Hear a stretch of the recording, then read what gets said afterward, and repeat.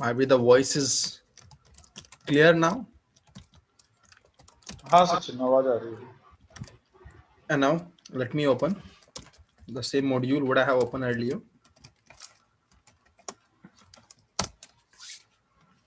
So हम बात कर रहे थे कि managing large project. Okay, we have discussed multiple terms in this. So we were discussing about the including and importing files. Okay, and in this particular term actually just आप क्या करते हैं, एक प्लेबुक के अंदर मल्टीपल टास्क बनाते हैं, तो उन टास्क को आप एक सेपरेट फाइल में भी रख सकते हैं। सारे की सारी टास्क जो आप रखना चाहते हैं, जो प्लेबुक होगी वो एक डिफरेंट बना सकते हैं। तो उन टास्क को आप इंक्लूड कर सकते हैं, इंपोर्ट कर सकते हैं अपनी प्लेबुक के अंदर। दूसरी चीज, आप यहाँ पे क्या कर सकते हैं, एक प्लेबुक को दूसरी प्लेबुक के अंदर भी इंपोर्ट करके एग्जीक्यूट कर सकते हैं। So these are the things you have to understand in case of managing large project. तो उस चैप्टर के अंदर सिर्फ इतना ही है, तो मैं यहाँ पे ओपन करता हूँ अभी 253। Just look at the all these things. सबसे पहली बात आती है इन्वेंट्री होस्ट की, कि आप किस किस तरीके से एग्जीक्यूट करते हैं, किस किस तरह से इलिस्ट्रेट करते हैं होस्ट पैटर्न्स को। तो होस्ट पैटर्न्स हमने स्टार्टिंग में देख लिए थे। आप नॉर्मल कोलन लगा सकते हैं, कोलन के थ्रू आप होस्ट पैटर्न रखते हैं, और होस्ट पैटर्न रखने के बाद आप उनको एन नंबर्स ऑफ थिंग्स वहां पे दिखा सकते हैं। What I am talking about, so एक मैं यहाँ पे रिमोट कनेक्शन ले लेता हूँ ताकि आपको सारी चीजें मैं प्रैक्टिकल से दिखाता रहूँ। So I'm going to take a remote connection. Let me take a remote connection on top of workstation as well. तो यहाँ पे Ansible को कॉन्फ़िगर पहले से है यहाँ पे, तो मैं इस डायरेक्टरी में आया, ठीक है। ये देखिए Ansible यहाँ पे कॉन्फ़िगर हो रखा है, नो इशू। करना क्या है सबसे पहले, this is ansible.cfg, right. What I am gonna do here, ये एनसीबल कॉन्फ़िगर है। अगर मेरी एक इन्वेंटरी फाइल पड़ी है जिसके अंदर ये मल्टीपल ग्रुप बने हुए हैं, आप देख पा रहे हैं, dev, test, prod, balance and all these things. So let me create a copy of that, ये काम आ जाएगा। Ansible Ansible 2, okay. सो करना क्या है, सिंपल, मैं यहाँ पे, ये मेरी होस्ट फाइल है। जब भी मैं एनसीबल कमांड चलाऊंगा, अगर मैं लिस्ट करना चाहता हूँ अपने सिर्फ उन होस्ट को जो डेव के अंडर आते हैं, तो मैंने ऐसे किया, लिस्ट होस्ट। तो आपके पास देखिए यहाँ पे सर्वर ए आया, क्योंकि सर्वर ए को आपने डेव के अंडर लिखा। और होस्ट पैटर्न्स क्या हो सकते हैं, तो उसके लिए आप यहाँ पे लिख सकते हैं इस तरीके से एग्जाम्पल, कि मेरे पास मल्टीपल सर्वर है, तो मैं सर्वर, ठीक है, यहाँ पे 1 सैमी कोलन कोलन 10। इसका मतलब क्या होगा कि आपके पास यहाँ पे आपने 10 पैटर्न्स बना दिए। आप कुछ आईपी एड्रेस लिखना चाहते हैं, बिल्कुल लिख सकते हैं, 192.168.122 पॉइंट, यहाँ पे आप बना दीजिए जो भी आपको चाहिए। लेट्स सपोज आपको 10 से 20 तक चाहिए, ये लीजिए, या 15 तक चाहिए, दैट्स इनफ, /24। तो ये आपने क्या किया, नॉर्मल 2 होस्ट पैटर्न बनाए जिसमें आप ज्यादा इन्वेंट्री ना भरते हुए मल्टीपल एक्सेस कर सकते हैं। ये कैसे काम करेंगे, अगर मैं डेव को यहाँ पे लिस्ट करता हूँ, just look at the example, okay. तो डेव को लिस्ट मैंने किया, डेव के अंदर सिर्फ 2 इन्वेंट्री थी, 2 एंट्री थी, बट ये क्या कर रहा है, that was one example to write a host pattern. यहाँ पे 10 एक्चुअल में लिखे हुए हैं, इस तरीके से आप इसको करते हैं। अब दूसरा ग्रुप देखते हैं जिसमें टेस्ट में मल्टीपल आईपी एड्रेस लिखे, एक रेंज देके आपने, तो इस तरीके से आप अपने लार्ज प्रोजेक्ट को मैनेज कर सकते हैं यूजिंग दीज थिंग्स। ये देखिए, टेस्ट दिया तो आपके पास n number of IP address generate हो गए ऑटोमेटिक, आपको लिखने की जरूरत नहीं है manually. These are the things, okay. So in case of host patterns, आप इनको मैच कराते हैं। होस्ट पैटर्न्स को कैसे कैसे मैच कराते हैं, एस्ट्रिक से मैच होता है कि ऑल, वाइल्ड कार्ड सिंबल होता है। और अगर आप मल्टीपल होस्ट की बात करते हैं तो आप एक नॉट साइन होता है, एक्सक्लेमेशन मार्क, ये डिपेंड करता है not. What does it mean, कि आप अगर एक यहाँ पे प्ले बुक लिख रहे हैं, मान के चलिए ये प्ले बुक मैं लिख रहा हूँ package.yaml, ओके। इस प्ले बुक में अभी यहाँ पे क्या हुआ, मैंने 3 ग्रुप मैंने दे दिए। 3 ग्रुप का मतलब होगा कि तीनों ग्रुप पे एग्जीक्यूट होगी, ओके। आप चाहते हैं, ठीक है, that's cool, no everybody is fine. आप अगर ऐसे पैटर्न देते हैं ऑल से क्या हुआ, हर एक ग्रुप पे, हर एक होस्ट पे एग्जीक्यूट होगी। मैं चाहता हूं कि डेव के ऊपर ना चले, तो आप इस तरीके से इसको मेंशन करेंगे, तो हर एक ग्रुप पे चलेगी except only dev group, okay. That's how it's works, okay. The wild card sign, the asterisk all के लिए होता है, और यहाँ पे एक्सक्लेमेशन मार्क नॉट के लिए यूज किया जाता है। तो ये कुछ होस्ट पैटर्न्स है जो आपको यहाँ पे बताए गए हैं, ठीक है। चिल्ड्रंस हम पता है, चिल्ड्रंस को group of the group collection, grouping की ग्रुप करनी हो अगर आपको, तो इस तरीके से आप चिल्ड्रन मेंशन करते हैं। मैनेज होस्ट, ओके, इस तरीके से आप फच करके देख सकते हैं, लिस्ट करके देख सकते हैं, प्लेबुक को चलाइए, all these thing everything is fine. Grouping करना आपको आता है, we have already done these things, okay. Multiple facts लिखिए एंड ऑल दीज थिंग्स, यहाँ पे सिर्फ इतना ही बताया हुआ है कि वापस आप एग्जीक्यूट क्या देख रहे हैं, matching multiple host with wild cards, asterisk and the exclamation mark. जब आप वाइल्ड कार्ड लगाते हैं या नोट लगाते हैं तो नोट से क्या चीजें होती हैं, जब आपने यहाँ पे नोट लगाया इसका मतलब कि test1.example.com को छोड़ के डेवलपमेंट के अंदर जितने भी मेंबर होंगे सब पे एग्जीक्यूट होगी आपकी play. This is the one example to return the host patterns, okay. तो ये सारे होस्ट पैटर्न्स हैं, डिफरेंट डिफरेंट होस्ट पैटर्न्स हैं आपके यहाँ पे जो आप अकॉर्डिंग टू यू मैनेज कर सकते हैं। That is the one, the same thing, इसको आगे लिख दिया उसको पीछे लिख दिया, the same thing data centre के अंदर इसको छोड़ के सब पे एग्जीक्यूट होगी। आप एंड लगा लीजिए, ओके। आप एंड भी यूज कर सकते हैं कि मल्टीपल एंड ऑपरेटर और लॉजिकल ऑपरेटर यूज करते हुए। Selecting host with the host patterns, the same thing. Host pattern से यहाँ पे इस तरीके से मल्टीपल आप यूज कर रहे हैं, ये आपने यहाँ पे मल्टीपल होस्ट बनाए, राइट। सो चिल्ड्रन आपने बनाया कि ग्रुप का ग्रुप आपने बना दिया सिटी के नाम से, सिटी के अंदर बोस्टन, लंदन और एनवायरमेंट, और ये पहले से ग्रुप है, देखिए लंदन, बोस्टन और एनवायरमेंट। इनको यूज करना है तो आप सिंपल किस तरीके से यूज करेंगे बस होस्ट में वहां पे डिफाइन कर दीजिए, लिस्ट कर करके इनको आप वेरीफाई कर सकते हैं। That's how you can simply list. बात आती है एक ऑप्शन की, -i, ये कब यूज किया जाता है कि मान के चलिए अभी आप जितनी बार भी आप एग्जीक्यूट कर रहे हैं each and everything what it will give you, तो हमेशा इस फाइल को पढ़ रहा है। The reason behind the file, क्योंकि आपने कॉन्फ़िगरेशन में डिफाइन कर दिया कि I am gonna use the inventory file, the name should be inventory, और इसी वजह से इस फाइल को पढ़ रहा है। मान के चलिए मैंने एक और इन्वेंटरी फाइल बनाई, the name could be anything, let me put the @gel। इस फाइल के अंदर मैंने लिखा यहाँ पे 5 नाम लिखिए, Anita that was a one host, मैंने लिखा भूपेंद्र, थर्ड नाम मैंने यहाँ पे लिखा चंद्र, फोर्थ नाम मैंने लिखा यहाँ पे खुशी। So these are the host what I have add inside the @gel। मैं अपनी प्लेबुक को इनके ऊपर एग्जीक्यूट करना चाहता हूँ, ओके। तो कैसे होगा, अगर मैंने यहाँ पे किया Ansible all hyphen list, okay, host, तो वो डिफॉल्ट फाइल को पढ़ा, उसने इन्वेंटरी को पढ़ा instead of @gel। But you can pass the -i, just give the new inventory file. The -i parameter, the only one thing you have to remember whenever you're going to pass any parameter along with the command line, okay, so the command line parameters will have a high priorities over the configurations file। तो यहाँ पे जो भी लिखोगे वो override कर देगा जो पीछे लिखा हुआ है। तो इस टाइम वो इन्वेंटरी फाइल उसको नहीं पढ़ेगा जो इन्वेंटरी कॉन्फ़िगरेशन में डिफाइन है, वो उसको पढ़ेगा जो आपने कमांड लाइन से दे दिया। So this time now it will gonna read the inventory file name as @gel you have mentioned and look at the host you have configured inside the @gel file. This is the one example to understand, right? Let's move ahead. Okay, so इस तरीके से आप just like मैंने बताया कि आप इस तरीके से पैटर्न बनाइए, ओके, और लिस्ट करके देखिए, वो सारे के सारे सर्वर आपके लिस्ट हो जाएंगे, okay. So that's how you can simply, आप एस्ट्रिक लगाते हैं, we have already used asterisk लगाते हैं, वाइल्ड कार्ड लगाते हैं नेग्लेक्ट करने के लिए कुछ चीजों को, तो वाइल्ड कार्ड लगा के देखिए तो वो सारी चीजें देगा।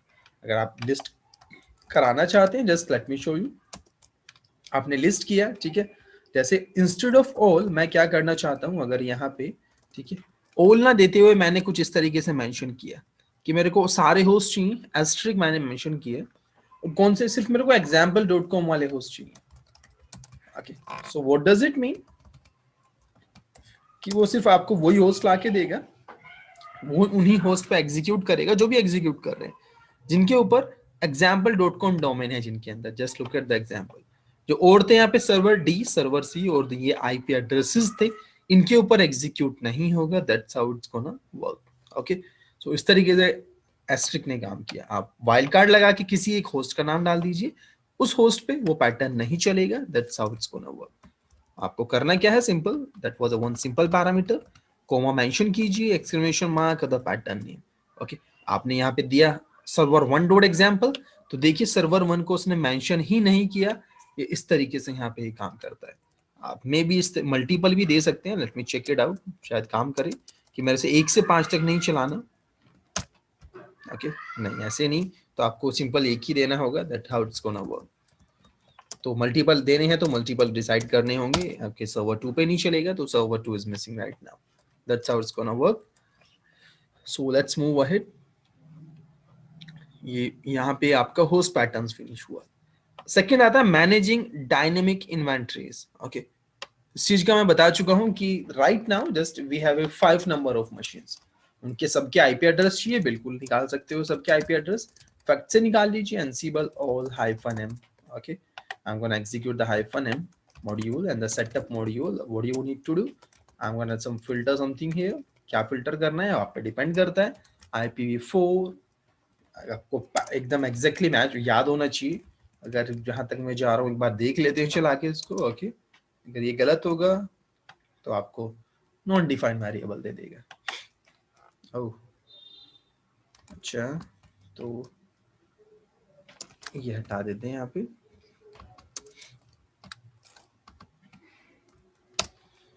सो I am gonna execute this. तो फिल्टर नाम से तो नहीं, अच्छा इस नाम से तो नहीं होता जो मैंने आईपी पैरामीटर, मतलब इसका आपको फैक्ट याद होना चाहिए. ओके, फैक्ट क्या होता है, just you can simply check it out the fact, और क्या फैक्ट निकालना चाहते हैं वो आप फिल्टर कर सकते हैं.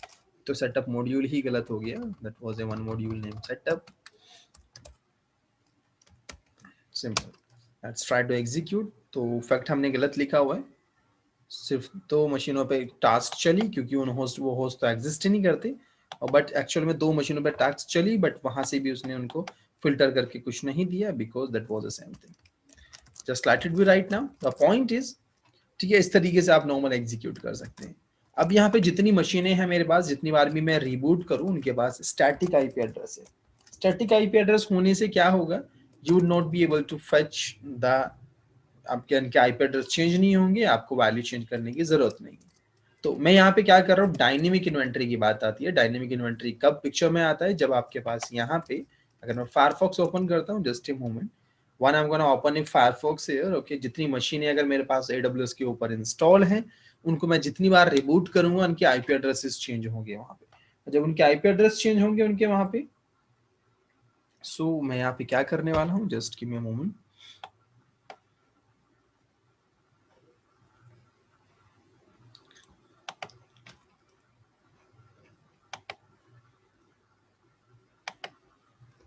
Let me open. That's how it look like. Log in inside the console.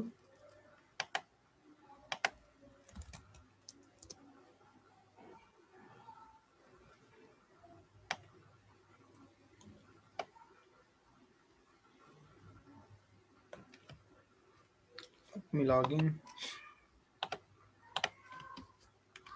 To understand the dynamic inventory file, the only thing you have to remember कि डायनेमिक इन्वेंटरी कोई ऐसे नहीं है कि आपने नॉर्मल फाइल लिखी हो डायनेमिक इन्वेंटरी बन गई.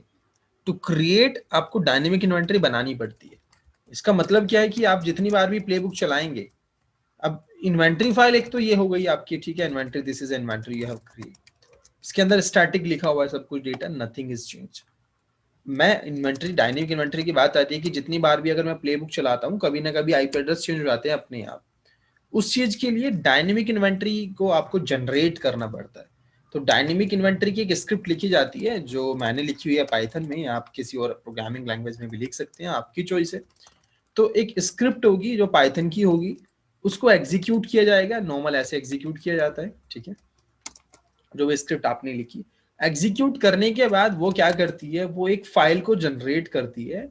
और पाइथन की स्क्रिप्टिंग के अंदर पाइथन लिखी होगी, ऑब्वियसली बात है, boat 3 module, file handling and all these things. वो एक स्क्रिप्ट जनरेट करेगी, और वो स्क्रिप्ट या तो इस फॉर्मेट में हो सकती है जिसको INI फॉर्मेट बोलते हैं, या आपकी इन्वेंटरी फाइल जेसन फॉर्मेट में भी हो सकती है क्योंकि जेसन को भी रीड करता है. तो आप किसी भी फॉर्मेट में लिख दीजिए, वो काम आपको पाइथन की वो स्क्रिप्ट करेगी जिसको आप डायनेमिक इन्वेंटरी बोल रहे हैं. तो यहाँ बुक के अंदर ऐसा कुछ नहीं दिया गया ना, आपके एग्जाम में आएगी एक्चुअली, बट मैं आपको दिखाता हूँ जनरेट करके कैसे करेंगी. तो it could be Jason, it could be the INI format. Okay, तो Ansible support dynamic inventory scripts that retrieve current information from these type of sources. Ansible उसको एग्जीक्यूट करेगा और वहां से इन्वेंटरी को जनरेट करेगा. तो यहाँ पे कोई इन्वेंटरी फाइल आपको, ये कुछ क्लाउड प्रोवाइडर्स एग्जांपल हैं कि कब आप यूज करना चाहिए dynamic inventory, writing the dynamic inventory program files. तो सिर्फ यहाँ पे इसके अंदर इसने बताया कि वो उस तरह का आउटपुट आपको देगा कि ये एक फाइल हो गई. दूसरा वो जेसन में दे सकते हैं कि ये होस्ट है db1.example, इन्हीं को INI में लिखा, इन्हीं को उसमें जेसन में ऐसे लिखते हैं, राइट. इस तरीके से ग्रुपिंग होती है कि वेब सर्वर्स होस्ट उनके अंदर ये आ गए. अब यहाँ पे ये वो स्क्रिप्ट है जो मैं बात कर रहा हूँ, इसको एग्जीक्यूट करो. कुछ पैरामीटर अपनी अपने आप से जो भी लगाइए, आप लिस्ट लगाई, these are the normal manual things, okay, जो आपको करना है. आपने लिस्ट वहां पे लगाया हुआ है कि अगर यूजर लिस्ट पास कराता है इसके साथ तो आपको लिस्ट प्रिंट कराना है, तो वो स्क्रिप्ट पे डिपेंड करता है आपने स्क्रिप्ट में क्या लिखा। तो यहाँ पे मैं एक स्क्रिप्ट आपको दिखाता हूँ, let me show GitHub, GitHub के ऊपर मैं अकाउंट खोलता हूँ, अब I am gonna show the script there. Okay, तो हम बात कर रहे हैं डायनेमिक इन्वेंटरी की, so let me open the whole repositories। So this is a one script जो एक्चुअल में डायनेमिक इन्वेंटरी देती है। ये मैंने कुछ कस्टम बनाई हुई है अपने हिसाब से, ओके, जो मेरी रिक्वायरमेंट थी। ये एक्चुअल में क्या करेगी, ये एक HTML टेबल बना के देगी आपको, जिसमें इंस्टेंस नेम होगा, आईडी होगी, launch time, state, root device, public IP address. आपके केस में सिर्फ आपको क्या चाहिएगा, पब्लिक आईपी एड्रेस चाहिएगा और नेम चाहिएगा उसका, होस्ट नेम। ये प्राइवेट एड्रेस भी देगा, सबनेट भी देगा। जो स्क्रिप्ट है, स्क्रिप्ट में अंदर क्या लिखा हुआ है, just look at the script है। ओके, एक बोटो 3 मॉड्यूल को इंपोर्ट किया गया है, ओके, रिसोर्सेज का यूज किया गया EC2 का, और वहां पे एक HTML कोड मैंने तैयार किया, फाइल हैंडलिंग, कुछ लूप लगाया, लूप के थ्रू वो सारी चीजें वहां से निकाली और HTML में प्रिंट कर दी। उसके बाद एक फाइल को राइट किया, क्रिएट किया, और उसमें वो डेटा सारा लिख के मैंने स्क्रिप्ट को बंद कर दिया। अगर इसको एग्जीक्यूट करके दिखाऊं आपको स्क्रिप्ट को, let me execute the script, just a moment, I am gonna open the terminal, I am gonna lock it, क्योंकि मेरे पास स्क्रिप्ट पड़ी है पहले से। Home edit test dynamic, okay, this is a script. अब यहाँ पे ये डायनेमिक इन्वेंटरी स्क्रिप्ट पड़ी है same, just look at the example. तो ये पाइथन की फाइल है जो स्क्रिप्ट को जनरेट करेगी। आप इस चीज को डिलीट करते हुए अपने हिसाब से जो चाहिए था कि आपको होस्ट नेम कहाँ रखना है, कैसे रखना है, वो सब चीजें कस्टमाइज कर सकते हैं according to you, but that's how you gonna generate the dynamic inventory. मैं यहाँ पे पाइथन 3 से इसको एग्जीक्यूट करता हूँ, ओके, देखते हैं क्या जनरेट करती है। उसके लिए सबसे पहले तो कुछ इंस्टेंस होनी चाहिए आपकी AWS के ऊपर। तो मैं यहाँ इंस्टेंसेस देख लेता हूँ, अगर इंस्टेंसेस हैं, या मैं क्रिएट कर देता हूँ एक दो इंस्टेंस यहाँ पे, just let me check it out. अभी कोई इंस्टेंस यहाँ पे नहीं है, तो मैं एक इंस्टेंस बना भी देता हूँ। Let me create, easy to create, के लिए 2 इंस्टेंस मैंने बना दिया ubuntu के। Let's take a while, little while, that's cool, let me refresh. ले लीजिए 2 इंस्टेंस यहाँ पे रेडी हो गए, ubuntu 20.0, ओके। अब ये 2 इंस्टेंसेस जो आपके हैं, इनका पब्लिक आईपी एड्रेस मिल जाएगा इनको कुछ ही मोमेंट में, जैसे रनिंग में आ जाएंगे, ठीक है। अब ये पब्लिक आईपी एड्रेस आपको चाहिएगा अकॉर्डिंग टू यू, आप क्योंकि इन पे कुछ एग्जीक्यूशन करना चाहेंगे, these are the manage nodes. तो उसके लिए स्क्रिप्ट यहाँ पे है कि डायनेमिक इन्वेंटरी, इसको मैं एग्जीक्यूट करूंगा डायनेमिक इन्वेंटरी को। Let me give the execute permission, okay.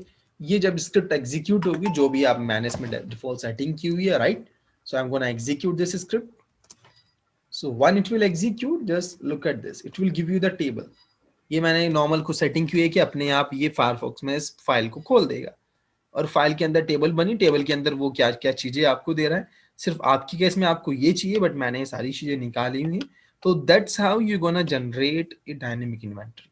तो उसके लिए पाइथन सीखना है, तो पाइथन जरूरी नहीं है सीखो आप, बस आप नॉर्मल कॉपी एंड पेस्ट कर दो, बट आपको पता होना चाहिए डायनेमिक इन्वेंटरी होती क्या। अगर इसमें यहाँ तक किसी को कोई डाउट आया है तो बताइए।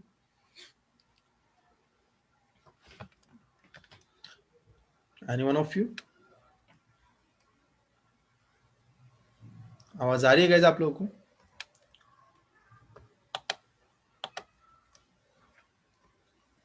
हेलो। हाँ सचिन, आ रही है। Okay, that's cool.